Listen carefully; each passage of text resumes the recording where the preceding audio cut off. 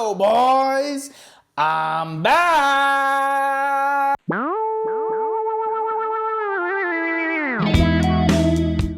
So it's about time for us to get started on this whole breeding process thing.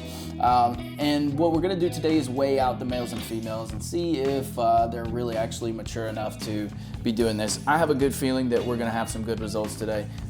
Cupcake may be a little small. She looks like a small female, so we'll see what happens, but she should be well and fully grown. We're looking for 1,500 grams on the females and somewhere like 600 grams for the male. Like 500 to 700, I think, is the roll there. All right, let's find out.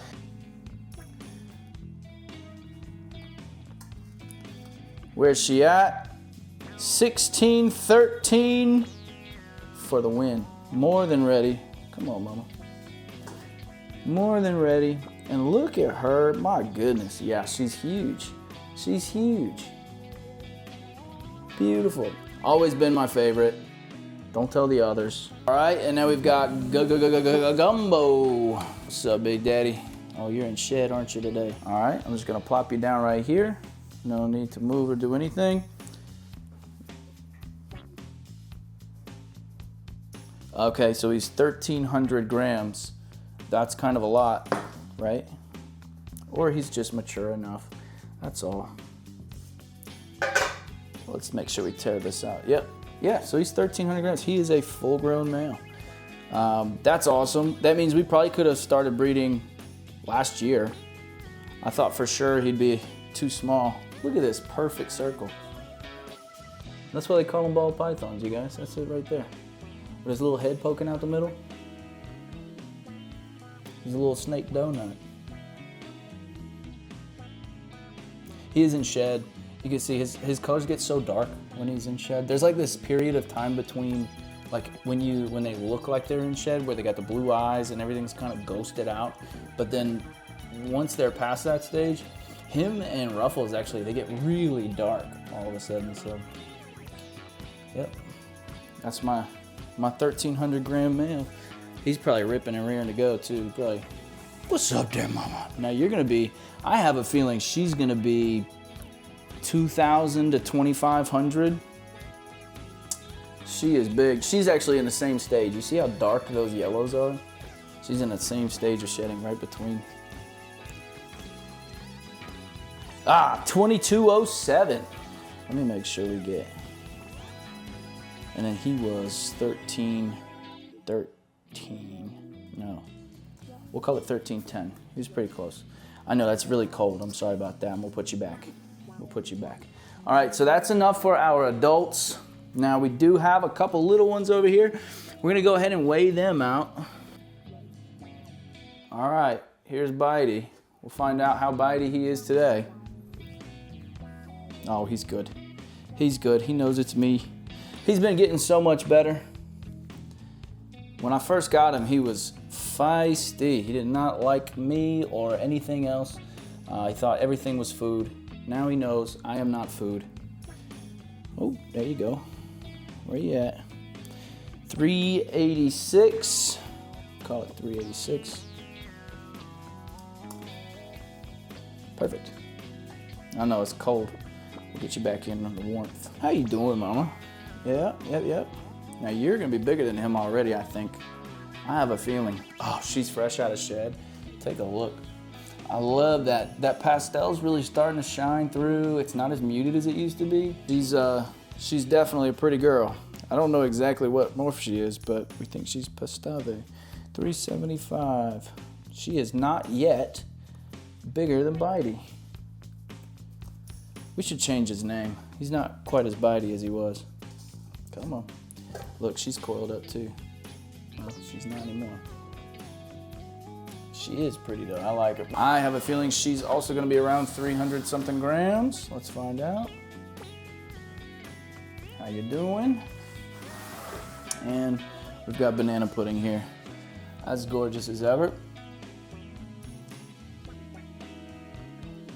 Maybe we do put you with a banana. We'll get you like a nice banana, albino banana going. I don't know, I feel like that'll just counteract each other, but let's see how much you weigh. 247. She's a lot longer than she is thick. Now, okay, so if we got to get her to 1,500 grams, I don't think it's going to be next year. A unique case of I didn't want to eat for the first 6 months of my life. I don't know which one does that the most, but that was definitely her. So those yellows look really bright right now too.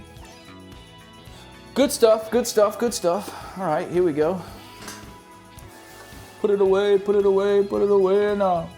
There's nothing that says I can't pair them right now. The only thing that's stopping me today is the fact that Ruffles and Gumbo are both in shed right now. I don't know what that would do to the normal cycle of the mating ritual, but I do know that I don't want to input any variables that are unknown or could potentially cause problems. So we're going to let them shed fully out. We're going to feed them one more time, and then the following few days after they eat, I'm going to introduce them to each other and say, hey, you really like my friend Ruffles, and like this Gumbo guy, he's really got it going on, you know, and like just see kind of where the night goes. And then after that, we'll leave them together for 2 or 3 days. I'll check a few times, make sure they actually lock or don't, and then we'll probably feed again and go back to basics. We'll just keep figuring out the process until it goes. Any advice is welcome. I'm just Google searching and using AI and double checking those facts.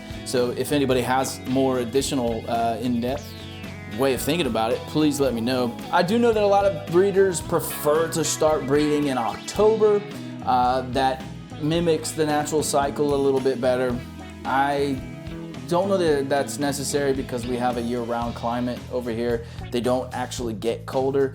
I do know that some breeders actually do drop the temperature, and it is snowing outside right now as we speak. So potentially that could be a thing that we adjust and play with in the future. But I think I just want to keep all the variables consistent and just get the ritual in place, the 3 days, and then the watching, and then see if they lock.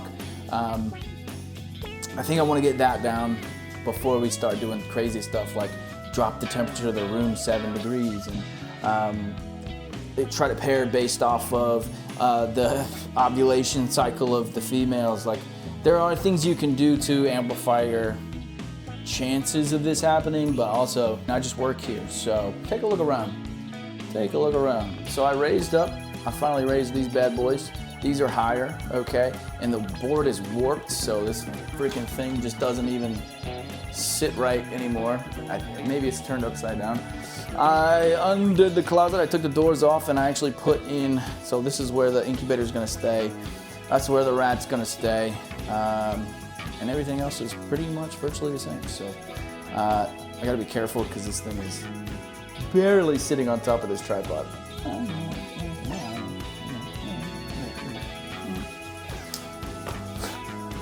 How do you end a video? I don't know. I'll see you next time.